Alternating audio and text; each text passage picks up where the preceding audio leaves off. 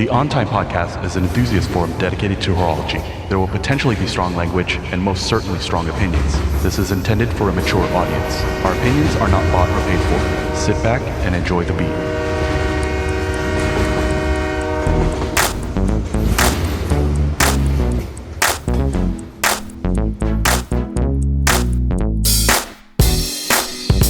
Welcome back, everybody, to another episode of On Time. This is Mike. And this is Chase. And Chase, you've been pretty busy doing some runs over to the post office. I do know that. Yeah, I have. You know, we've been flattered by a few of our guests that have left us some very kind reviews, and in turn, we send you a couple little thank yous. That's right, guys. So if you want to get a little bit of something from the On Time team, go ahead and head on over to iTunes. Say something nice, or maybe not so nice. I don't know. Tell us how we're doing, because we'd actually love to hear some constructive criticism as well. We'd love to hear some ideas. Yeah, head on over to iTunes, and after you do the review, send us a screenshot, and we'll take care of you. We are joined today by a very special guest, remotely, albeit we have made a long-distance call on our dime for our listeners. The things that we do for our listeners. Yes, we made a long-distance call for this entire episode to record at Margolis Mike. That's right. You can find him on Instagram. He is an industry veteran, an incredible collector, and just an overall pretty handsome guy.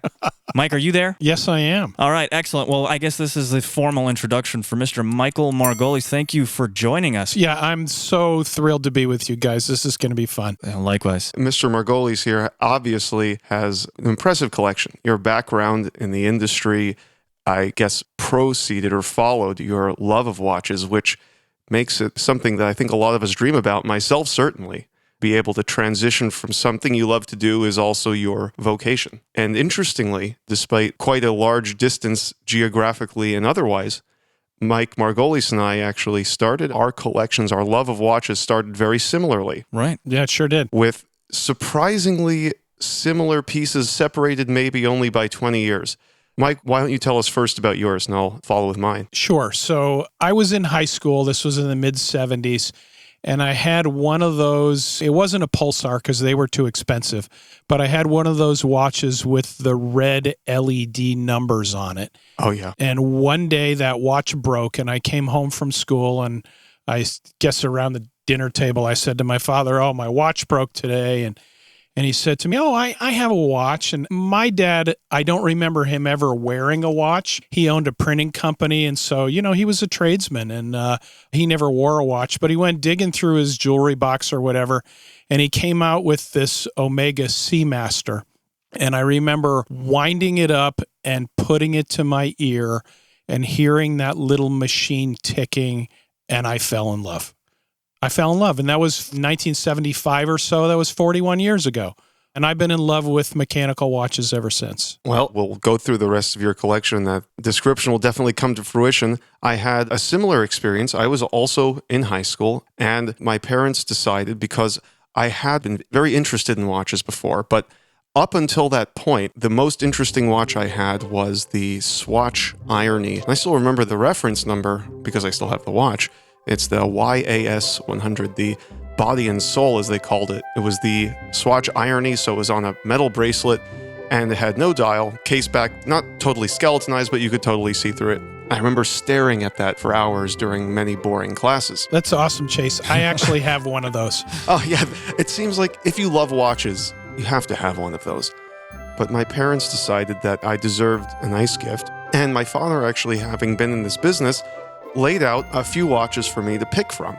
And I still remember in the mix, there was a gold UN dress watch. There was a Tag Heuer 6000, all gold with a really actually awesome blue dial. And the thing was a heavy brick of a watch. But the one that stood out to me was an old Omega Seamaster. Actually, what I found out now is kind of a pre-production Seamaster DeVille before they had even come up with those names. It's a 1953 model, and it's done in 18-karat rose gold, and it has really, really beautiful applied Arabic numerals on the 36912 and a arrowhead hour markers for the rest of the indices. And for a long time, that was the only nice watch, and I say that as though it sounds like I was deprived, which I certainly wasn't with something like that. But I never stopped cherishing that watch, and the interesting thing, and one of the reasons why I know I'm going to have it forever, is that the longer I have it, the more I want to research it, the more I want to know about it, and the more I fall in love with it. It just keeps getting better, which is really, really rare. And I don't think that's happened with very many other pieces that I've had. And I don't think that's an experience too many of us can really share with too many pieces. If you find one that does that, then that's a lifetime piece. Well, you know what, Mike, let's do this. Let's actually start with that Seamaster, because that is kind of why we got the start. And you literally got your start in watches with this particular piece. Tell us why you loved that piece, and tell us why this was the piece that really did it for you to get into this rabbit hole. We use this term. We're going to continue to use this. Oh, it is. This term into this rabbit hole of watch collecting. Honestly, I don't think there was anything particular about that watch itself, aside from the fact that it was the first mechanical watch I'd really ever had the chance to wear. Again, you know, I grew up in an era when there really weren't quartz watches, and the first quartz watches came out in the early 70s, so everything was mechanical when I was a kid, but at the same time, it was that little machine, that ticking. To me, it's still overwhelmingly amazing that you look at the movement in, we can say that Omega, but in almost any mechanical watch, and it's literally about the size of a quarter. It's 25 or 30 millimeters across. It's a few millimeters high, and you've got 100-something parts in there, all those little wheels and cogs and levers and springs, and it all works together in amazing fashion to keep time within a few seconds a day. How amazing is that? How amazing is that? Absolutely. So, yeah, for me, it was that Omega, but it could have been anything else. It was just the mechanical side of it. I'm a geek. There's just no way to say it. And so the mechanical side of it just caused me to be awestruck. Interesting. As I'm looking at the notes, you were gracious enough to provide this for the show. And I'm looking at this document here, we'll call it that. And it says that you're not really interested in cars. You're not really interested in a lot of things that we'll say that they kind of revolve around the watch world. You have a very, very strong focus. I think you're generally just a really focused guy. And from what I've seen in the watch world, because you're industry vet and you're a collector first. And I know that you started, correct me if I'm wrong, but I think you started on a forum, right? And that's how the transition into the watch world began. Was that right? Yeah, that's exactly right. I started back in the days of America Online, probably, I don't know, let's say mid-90s, something like that. I was searching one day and I found the website WatchNet, which is still out there. It's owned by Time Zone today, but WatchNet led me to Time Zone in the early days when Richard Page still owned the site, and William Messina and Peter Chung were there, and there weren't that many other folks. And I was so excited to find that I wasn't the only geek in the world that loved watches. I had found one day in Newport, Rhode Island, I had found a magazine in Italian in one of those little magazine shops called Orologi da Polso. And I realized, wow, there are other watch geeks out there. But the magazine was in Italian, and my Italian's not so good. So, you know, it was really fun for me to find a forum where people could freely discuss watches. And, you know, there was nobody there, so you'd post a question and 2 days later somebody would answer you. And it was really exciting for me to find that there was a bunch of other watch geeks out there. So I started hanging out on Time Zone. Again, I'm not exactly sure, 94, 5, 6, something like that. At one point, they decided that rather than just the public forum, and I think there was a sale board there as well, that they were going to start a couple of brand forums. And the two that they started with were IWC and Blancpain. And IWC was moderated by Michael Friedberg, obviously. And the Blancpain forum was moderated by a guy from Texas who was an attorney. His name was Mark Kolitz. And Mark unfortunately got cancer and died really quickly. Wow. And when he did, Richard Page, I don't know if he called me or emailed me, and he said, hey, would you like to be the moderator of the Blancpain forum? And I said, yeah, I'd love that. I had a friend in Connecticut who was a Blancpain dealer, so I used to be able to go over there and take pictures and stuff. And these were in the days when Wednesday was called Scan Day because nobody had digital cameras. You would take your watch and literally put it on a flatbed scanner and take a picture of it. And so I started as the moderator of the Blancpain forum. When Michael Friedberg started the IWC forum on the IWC factory website, they gave me the IWC forum. I had Vacheron. I had a bunch of forums. For a while, I was I'll call it a super moderator, where I had moderator privileges on every single forum on the site. Gotcha. So, I started on Time Zone through my love of the product. And I was just a watch geek who couldn't get enough. Yeah, well, you're one of us. That's right. Absolutely.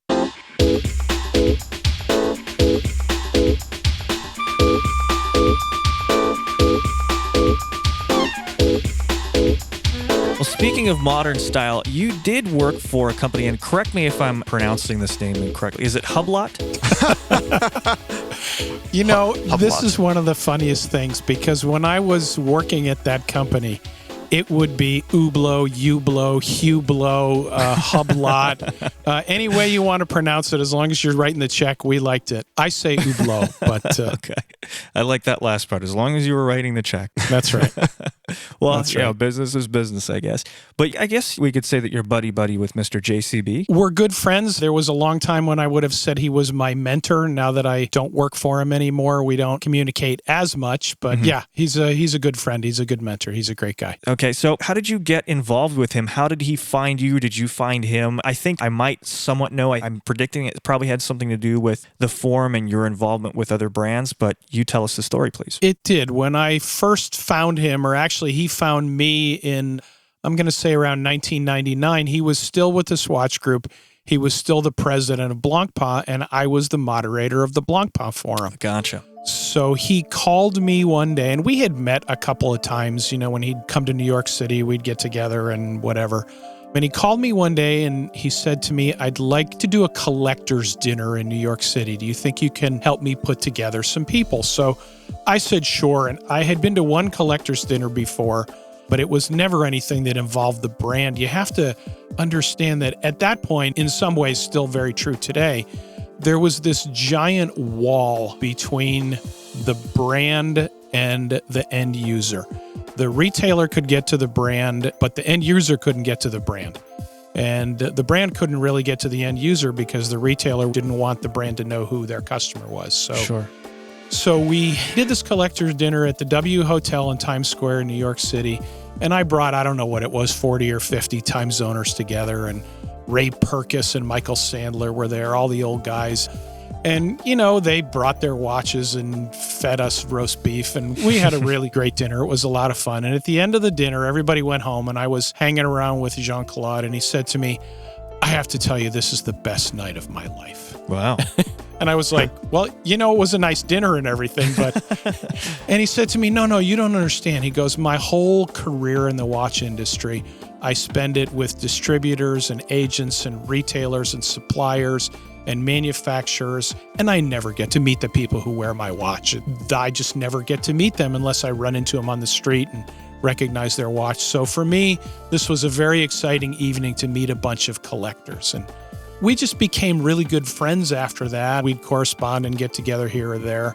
And then late 2004, he called me one day and he said, Mike, I have great news. I said, yeah. I heard you left the Swatch Group. He said, I did. And I said, yeah, I heard something about Frank Mueller. No.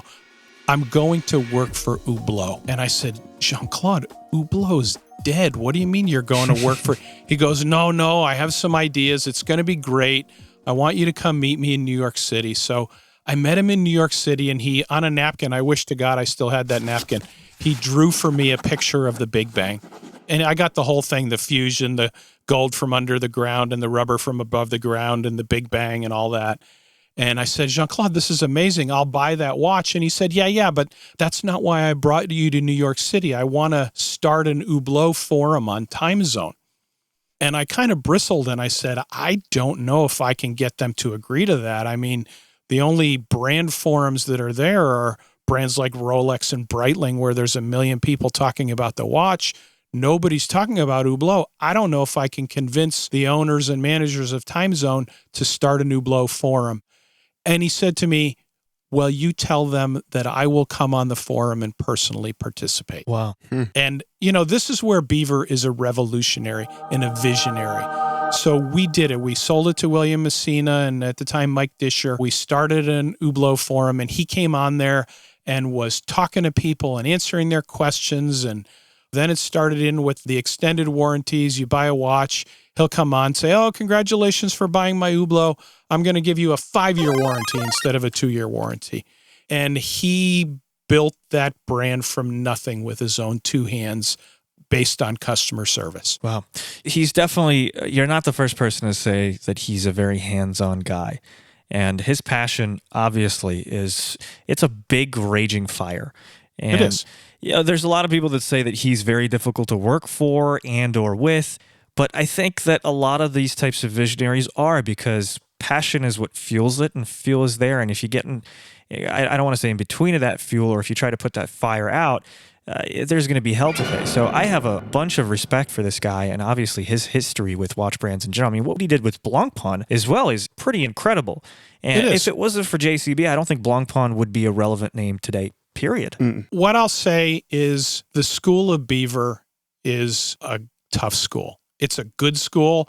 When I meet somebody who worked for him for 5 years or 10 years or whatever, I know the quality of that person, because when you work for him, you either learn and perform or you're gone. He's like Steve Jobs. Jobs, if you've read Isaacson's book, Jobs was impossible to work for. Yeah. But if you stayed with him, you learned and you performed. Right. And that's Biver right there. So 2005, we did the forum for a few years. And then in 2007, we were doing a pre-Basel at the Gramercy Park Hotel. And he came up to me again at the end of the evening and he said to me, how's your job? And I said, well, being in high-tech sales is hard because every year the price of your product drops and your sales quota goes up. So 2 or 3 years down the road, you're finding you have to work twice as hard to make the same money. Mm-hmm. And he said, well, why don't you come work for me? And this was something that, we had worked together for a few years, but I didn't make any money. He was just my friend and I was helping him. So it was an amazing point in my life where I had somebody say to me, hey, come in the industry, come work with me, because it's a very inbred industry. You can imagine there's millions of dollars that happen on a handshake, and you can be walking down the street in New York City with $500,000 worth of toys in your bag or whatever. So it's a very careful, connected industry, and it's one that outsiders don't get a lot of chances to come into. So obviously changed my life when he made me that offer. Sure. But it's interesting that you say that, because rightfully so, the reason for the fact that the manufacturers don't actually connect more with their audience is just that you described. It is so closed, so that the manufacturers, there's so many layers of separation, so that in the end, it's usually a retailer is the only person that interacts with the customer. And between the retailer and the manufacturer, you have at least 2 more membranes, so to speak, so that there really isn't that interaction. That is so important, because ultimately the distributor or the retailer is not the one buying the watch. Their opinions are more or less irrelevant in terms of product development, in terms of marketing and otherwise. All they can give you is data. The customer can actually give you feedback aside from numbers. And I know that you don't care about cars, but I had experience in the auto industry, and I had also been involved with cars for a long time. And one of the things that I believe is responsible for Mercedes' growth in the US is that they very much push what they call their customer assistance center. And 1-800-4MERC. This is how you call. And anyone who owns one of their cars, whether or not you bought it new or used from a dealer or anyone, this is on the inside of every glove box, and you dial it and you can speak directly to Mercedes-Benz North America and share your concerns with them. So the net effect is that they're able to actually respond directly to customer issues, which they do come up at the dealerships. With any kind of machines fail, there you have people at the dealer level, I'm sure also in the watch industry, that aren't up to par, that didn't create a good experience. And for one reason or another, you have to be able to speak as a brand to keep that ace in your pocket, is that you can ultimately speak to your customer. Yeah, of course. It's so important in any business.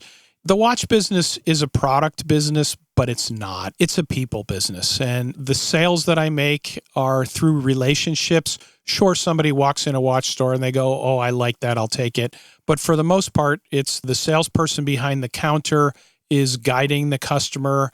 Oh, you should have a look at this one. Oh, the salesman was just here. He told me this. I met the CEO. So it's very much a people business, so much more than it is a product business. Sure. And especially when you're dealing with a product that is that expensive and it's not accessible to everybody. And the watch business is a great business. It's making a lot of money, but in relation to other businesses that are a lot more open to a larger population, it's pretty minuscule in terms of profits. So you really have to, and I think, Chase, you're right on the money with this, and I don't want to get too crazy into the whole sales, and I'm not trying to pitch my sales training to any of these watch companies. But I think you're absolutely right, because when you have something that is such an emotional buy-in, most of these watches are, you're not really buying a watch because, we'll say the core audience isn't buying the watch the way that we are as collectors. We're buying them for thousands of different reasons, but most people, they walk in and it's either to set themselves apart from their counterparts or because they've hit a milestone or for whatever reason. I mean, it's very emotionally driven. And when you have emotion involved, you have to have people that are cognizant of that emotion. And this is going to sound very salesman-y, but they have to know how to use that emotion to sell that product. And a lot of these companies, I'll say retailers, both actually, from many sides. And it's changing, and I can see how the tide is changing, but still, to this day, a lot of them have no clue as to what they're doing when they're trying to sell this product.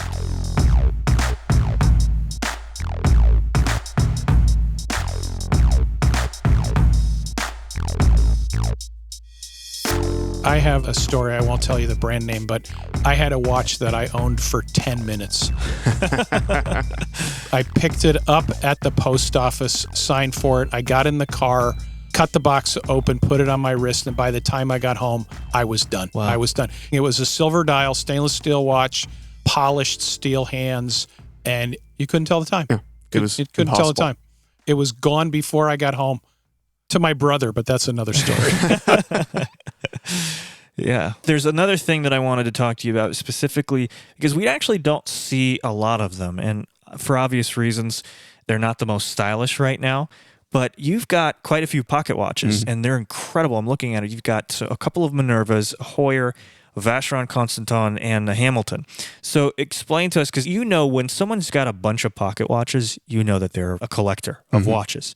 Because it's not really a style thing anymore because no one really wears them. No one will see it. Yeah. Goes back to what I was saying. I actually also have, none of the guys have actually seen these. I have probably more pocket watches than wristwatches. Well, next time you got to bring them out. We'll do a little watch roll. Go ahead, Mike. You know, for me, a pocket watch is fun because, again, if we take that idea that it's a secret between you and yourself, the pocket watch just fills that bill better than anything else that you could put on your wrist. My Vacheron was made in 1910. It has a porcelain dial. And again, you think about 1910, how mechanical watches were made. There were no CNC machines. There were no computers to bang out the plates. This was literally completely handmade. And that one has, I think it's 26 jewels.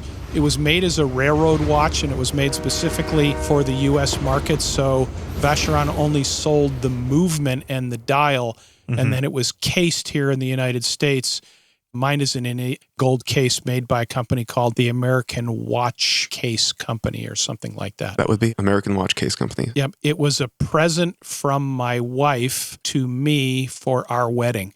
So she gave it to me the night before at our rehearsal dinner, and I wore that watch when I walked down the aisle to marry my wife 30 years ago. That's a great story. So, you know, I never wear it because pocket watches aren't easy to wear, but at the same time, man, if I had to pick one watch that and get rid of all the rest of them, that would be the one I'd pick because of the sentimentality. Sure. It's an amazing piece. So I wanted to actually mention one thing about the Girard-Perregaux, the vintage chronograph that you have there. And I noticed there's something on it which to me, in my own little way of understanding things, says to me, this is a true, pure chronograph. And that's because the scale says gradué pour 30 pulsations. So graduated for 30 pulses, meaning it was intended to be used to measure your heartbeat. Yeah, so this is a wartime chronograph. I think that was made in 42 or 44, I can't remember now.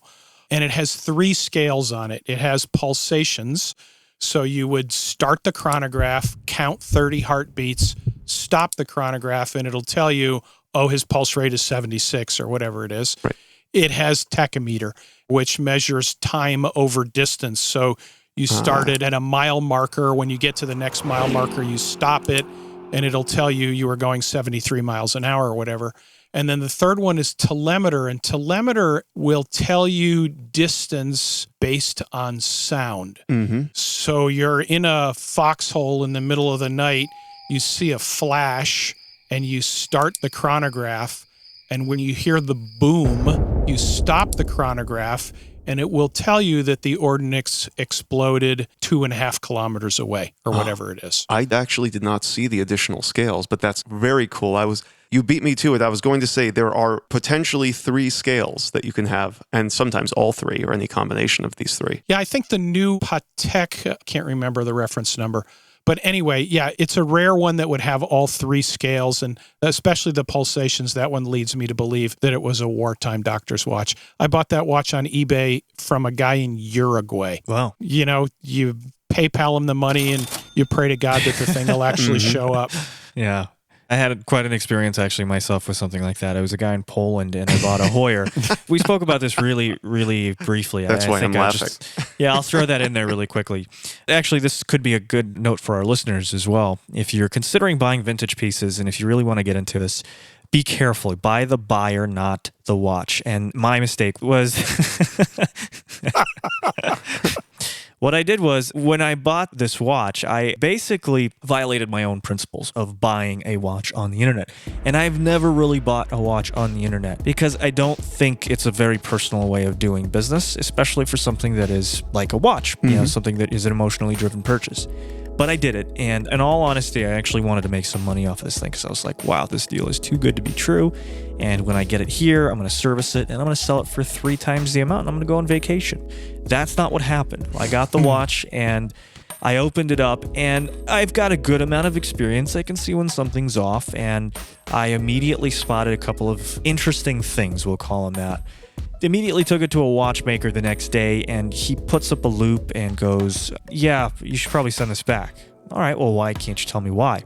Well, I'll point it out. So the dial was actually, I don't remember if it was tacked on or glued or something like that. It was not the right dial for that watch.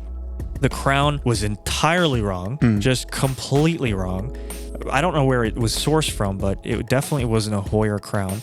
And the movement, it wasn't the most desirable movement because it was a Landeron, and the Landerons were lower quality movements from what I understand, so they never really command the type of prices that other movement brands like a Valjoux or Minerva, et cetera, command. But the Landerons are still good quality movements. They're still great pieces of engineering.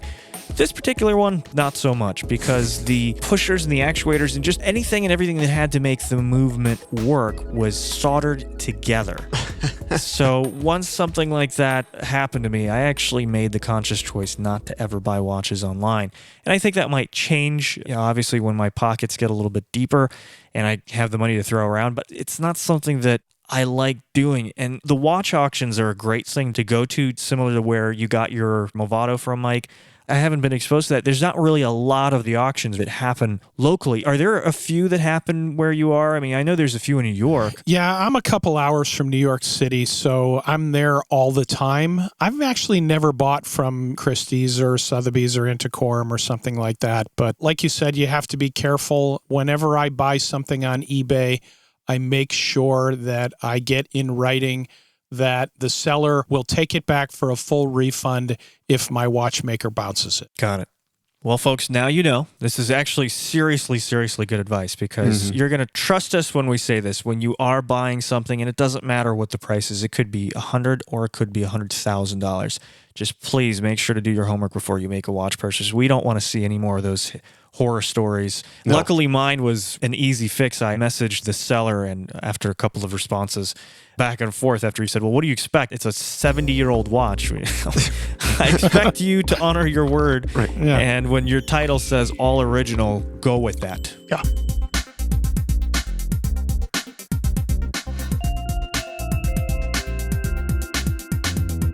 So, Mike, one of the questions that I had for you, and we discussed this really briefly. You actually came out here. You're currently with Moser, correct? So I own my own company, and I distribute a bunch of different watch brands throughout North America. Oh, okay. So that's Horology Works. Yes, and H. Moser is one of my brands, yes. Okay. Who else do you have under that umbrella? I have Haute Lance, I have Cyrus, and I am just about to start with a company called HG Timepiece, who make the mechanical hourglasses that are sold by Mark Newsom and awesome. Used to be Ichabod. Cool. Congratulations on that. Very Thank cool. you. Excellent. Gotcha. Okay, so now that we've got your industry background, let's actually dive into the collection because we spoke about this when you came out with Moser. You presented a bunch of pieces to us, and I geeked out. Let's face it.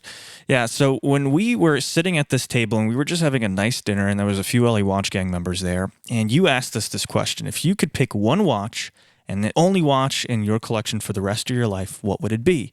And I came up with, I think, it was something like a 5070 or a 5170. And then you dropped a bomb on us. Yeah, And I did. Let's talk about this bomb because I was surprised. I think everybody was pretty surprised, albeit this is a fantastic watch and it's a pretty rare one. So tell us about this watch. So it's a Panerai 56. It's a left-handed watch, so they call it a destro. The crown is at 9 o'clock. It has a tobacco dial. It's made of titanium. And this was the first big watch that I owned. And, I still can't tell you why. I'm kind of guy who you always make decisions with your head, but ultimately my heart overrules my head. And I can't tell you why. It's not that it's expensive. It's not that it's valuable. It's not that it has a nice movement. It doesn't even have a glass back. This is just a watch that you put it on your wrist and it's like slipping into your favorite pair of jeans or your favorite shoes. You just put it on and you go, oh, this just fits so nice. I really can't explain it, but if you held a gun to my head and you said to me, you can only have one watch for the rest of your life, that's the watch I would choose. I can't tell you why. It'll probably tick off some of the brands I work with, but that's, for me, my favorite watch. Well, it's funny that you said this because it's like your favorite pair of jeans. When you slip them on, they just fit, right? And I'm looking to the right, and there's a PAM 249, which is the Cali Dell. That's the 249, right? Am I correct on that? That is a 249. I bought it brand new from the Beverly Hills boutique from Chad. Cool. So the two cases are obviously entirely different. You have the Luminor versus the Radiomir case. So you're telling me that the Luminor case fits you better. What separates them, besides obviously the obvious aesthetic things, but what sets those two watches apart for you? Okay, so now that everybody thinks I love Panerai, I'm going to turn around and tell you that the 249 is the most uncomfortable watch I own. It's interesting. 47 millimeters. The crown digs in the back of my hand. And every time I wear that watch, I last for about a half a day and take it off. Wow. I should take it to a watchmaker, have them turn the dial upside down and make a piece unique destro out of it because the watch just kills me. Interesting. Yep. That is really interesting. Okay. But I'm reminded of something else. We're talking about you enjoying the opposing dial, basically what they call left-handed watches. I'm thinking back to the old Rolex Midas watches and actually how many people liked those. Even though they were designed with the crown on the opposing side, explicitly they were designed for left-handed people to be worn on a right hand. But so many people found it to be very comfortable wearing it on your left hand because, just like you said, the crown on the 9 o'clock side means it will never actually touch your hand. Right. Yep.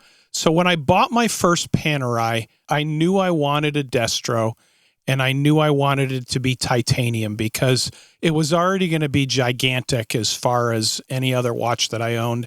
And I didn't want the crown digging into the back of my hand. So when it was time to buy my first Panerai, I specifically went looking for a titanium destro. And that's how I came up with the 56. So, Mike, you do run Horology Works. And I do. One of the brands that you have within that portfolio is Moser. And yes, the introduction to our podcast is very clear and concise. No one buys our opinions, so this is completely my opinion on what you do and Moser.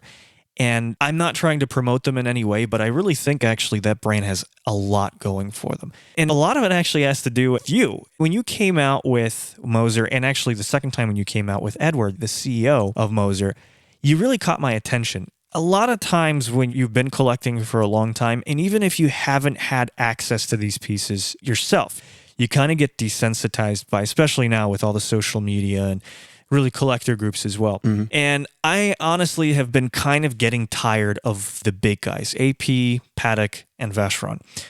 Not tired enough to reconsider buying one, but tired enough because really you kind of see the same old from these guys. You know, when you saw that Patek piece that was the Pilot Patek piece, you kind of go, okay, well, that's interesting. That's different.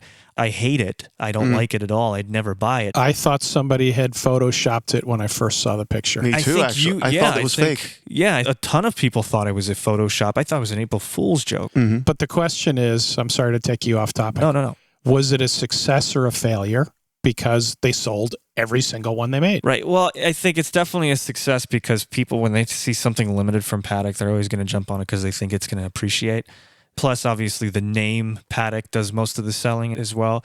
And that's, I think, maybe one of the reasons why I like Moser for what Moser is doing and what you're helping them do, because they are different with the Fume dials. And really, the construction quality of those pieces, I would say, is on par with Vacheron, with Paddock, with all the other brands.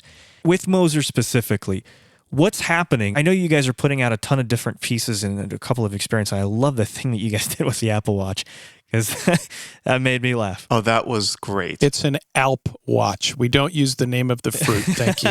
Okay, the Alp Watch. Thank you. But when it comes to Moser itself, you've got the distributor channels here in the States. What do you see is happening with that brand, and what do you want to really achieve with that brand? So the thing that I love about Moser, again, this is hard for me, but I'll take my work hat off and I'll put my collector hat on. The thing I love about Moser is that it's a small family-owned company. You know, I spent my years in the industry working for groups, and the groups are awesome. They have advertising money and whatever. You can get on a plane and go wherever you need to go to do whatever you need to do, and nobody says to you, why did you spend $600 on that plane trip? But Moser is a small family-owned business. The family is in the office every day. The company makes about 1,000 watches a year, so it's very small. The tagline, which is very rare, it's true. I do a lot of the collectors' dinners, and every time I go to one of these and I bring some Moser pieces with me, I hear the same thing over and over again. You know, I've seen pictures of this watch. I thought I knew what it was, but man, when you hold it in your hand, it is so nice and so different. And that's what Moser is. It is very rare.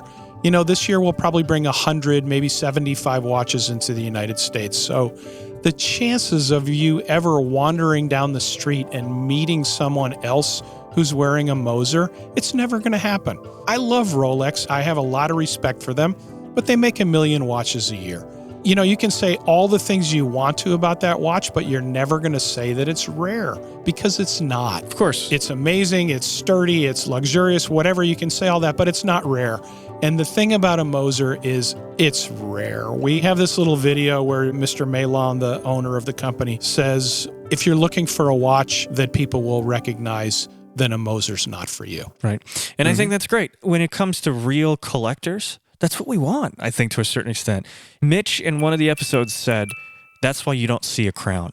And I think that really, again, sets apart the real, true collector from someone who's just trying to flash off a Rolex. Well, guys, unfortunately, we are out of time at On Time. And obviously, Mr. Mike Margolis, wow, what a conversation. Thank you so much for joining us. Oh, thank you. This has been a blast. I really enjoyed this. I've been looking forward to it. Oh, we have too. Thanks so much. Yeah, so guys, please let us know how we're doing. Leave us a review, and also a huge thank you to all the people that have left us reviews. And you should be enjoying your straps at this point, because we did send those out. Oh, yeah. So please, Everyone actually, has as well. those. Yeah, if you've got them on your watch, please send us a picture and we'll post it up on our Instagram. We love reposting viewer pics and anything that has to do with horology. So shoot them our way, send us a DM, or you can even email us directly. And obviously, make sure to take a look at Mr. Mike Margolis' Instagram as well. He's got a ton of amazing pictures, and you can see his collection and what he's been up to with Horology Works. You can find him at Margolis Mike on Instagram, and please make sure to follow our official On Time Podcast Instagram at On Time Podcast. You can find my co-host with the most, Chase, at Horology411. Yes, and you can certainly find Mike at On Time Mike. And our amazing production team, Mr. Tim Hatianam, our engineer, our sound master. You can find him at Inverse Panda. And we have Ken at I Think I Can, who's our producer, as well as Sivada at SplitSec GTR. All right, guys, thank you so much for listening to On Time. This is Mike. And this is Chase. We're signing off. Thank you so much to Mr. Margolis for taking the time out and sharing your incredible collection and your incredible stories with us. Thank you so much for having me. This has been a blast. All right, guys, we are signing off at On Time. We'll see you soon. Take care.